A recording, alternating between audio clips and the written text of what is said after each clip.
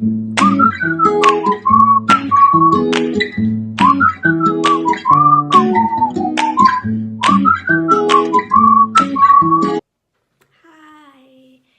sorry for the delay in the video.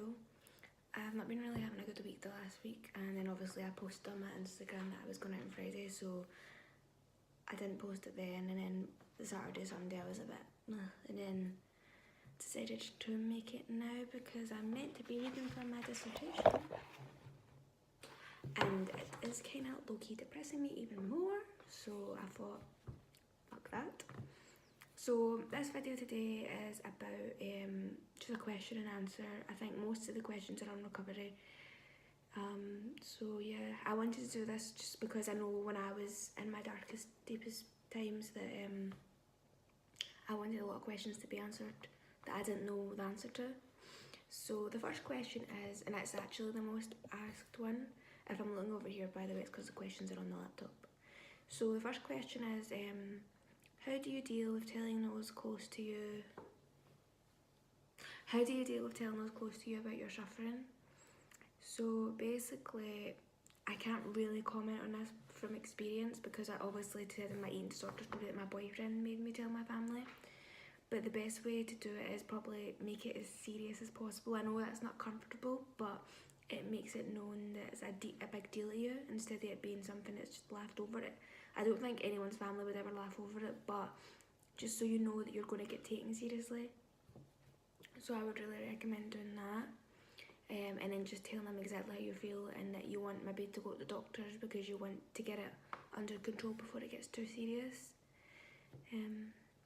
Probably that's the best thing I think to say to do because you need support in the early stages or you're just going to feel like you don't have any and then keep getting worse. So the second question is, do you find yourself getting into old habits, and if so, how do you deal with it? Obviously I wrote on my Instagram about a week ago that I relapsed, so obviously yes, the answer is I do find myself getting into old habits, but the best thing I do is actually, I know it sounds really cliche, but go on my Instagram or other recovery accounts. Helena Fitness I go on quite a lot, and that Rebecca Long, I think, and just see how far they've came and knowing that it's actually possible and that they look so much happier than I do right now when I'm in a bad habit, so that kind of stopped me from doing that.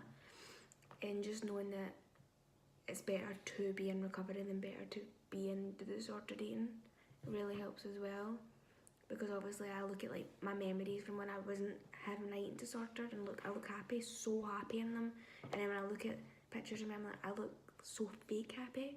I don't know, that's just what I do. I don't want to go back the way. How do you feel when people start noticing your weight loss? This is something that's really tricky for me. At first I was like, yeah, I ask people and I notice how much weight I've lost, people are going to take me seriously, maybe I can say I have an eating disorder. And then even when I got underweight, I still got treated the exact same as I did normal weight, so that just emphasises how an eating disorder isn't weight based. But I actually find it really hard when people would be like, oh my god, you've lost so much weight, how did you do it? Or you look amazing, because I know I'd done it in an unhealthy way. Like there was one time I went on a night out and it was in to my local pub, and a lot of people from high school were like, oh my god, you've lost so much weight. And I ended up coming home crying because I was like, this isn't a good thing because I've lost it in such a bad way. So originally I thought, oh, I'd be so happy when people pointed it out, but I wasn't. Next question. What friends checked up on you and how are they with you now?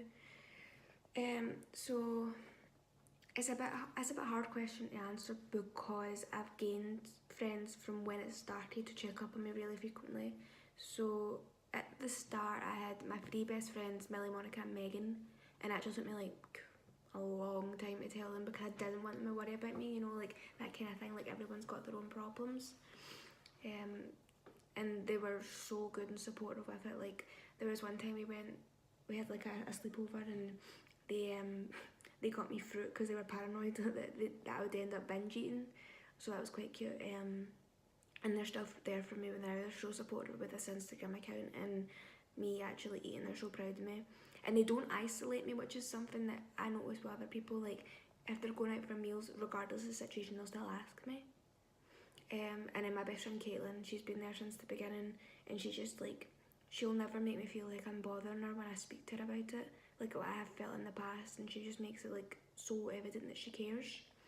And then I've got a couple of other friends, like now, like my friend Kira, like she always checks up on me. She'll text me every single day, like, how are you? Lee will always just tell me how proud she is of me. And like my best friends, I've said in the last video, that kind of made me recover, Becky, Jess, Tegan and Kai, just because we live so far away, and they were like my motivation because I wanted to see them all the time, and they're so supportive. Like, Jess is a wee bitch sometimes and is like hard loving, but I need that. And it's just something that I really always needed, and not a lot of people do it, and she does, and then others are just always there, just through a text, and it's so weird because we don't live near each other, but they're there for me whenever I need them.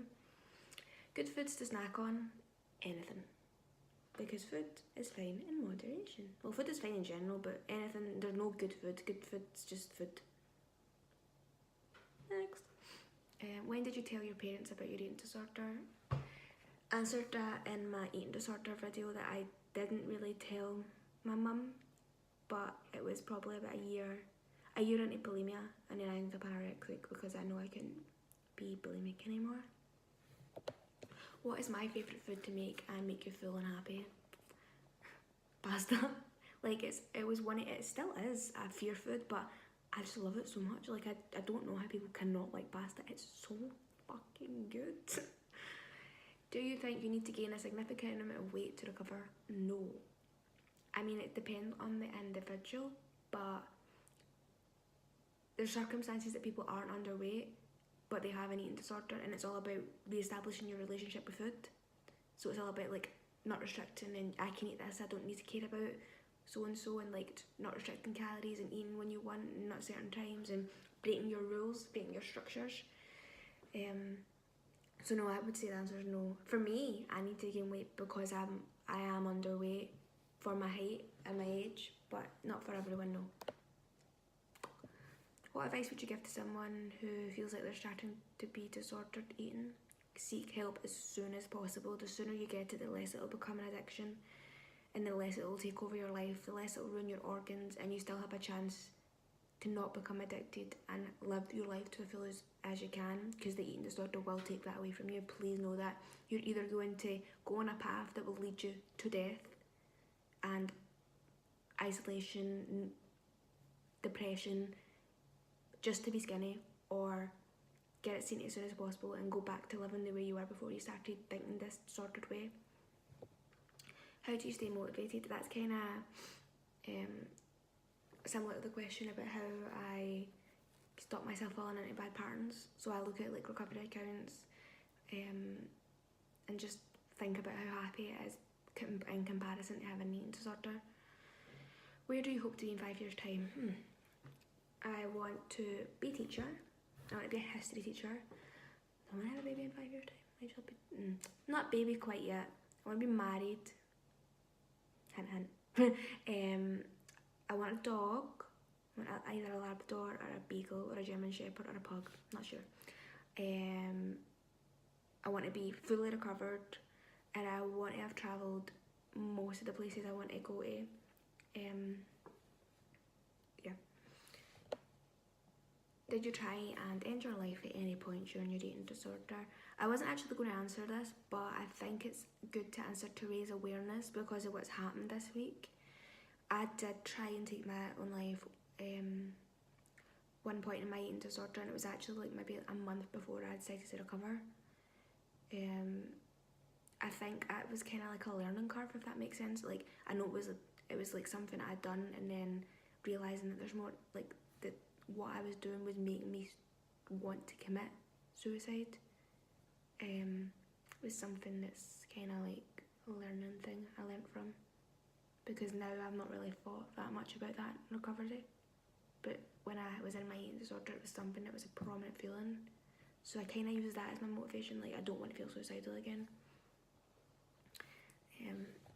So yeah, I think the best thing to take away from this is that life is really, really better without being in a disordered eating. Someone's actually asked me, where have you travelled? So I have been to Paris twice, Rome, Spain a lot of times because I've got a fella over there, Prague, Amsterdam, Budapest, Lisbon, Belfast, Manchester, London, Glasgow, obviously. Edinburgh, I live there, I'm from Scotland. And then this year I've got 5 holidays. I'm going to Seville, Marseille, Amsterdam, Vienna and Krakow, and then next year me and my boyfriend are planning on doing 2 big holidays for our 21st. So we're going to go to New York and Vegas, which I've already been to Vegas, but I want to take him for my 21st, and then for his we're either going somewhere in Asia, so somewhere like China, Japan, Hong Kong, Singapore, Kuala Lumpur, I don't think I pronounced that right, somewhere there. So I kind of use that as my motivation as well, because I know if I'm in an eating disorder that I will be allowed out of the country. So I hope this helped.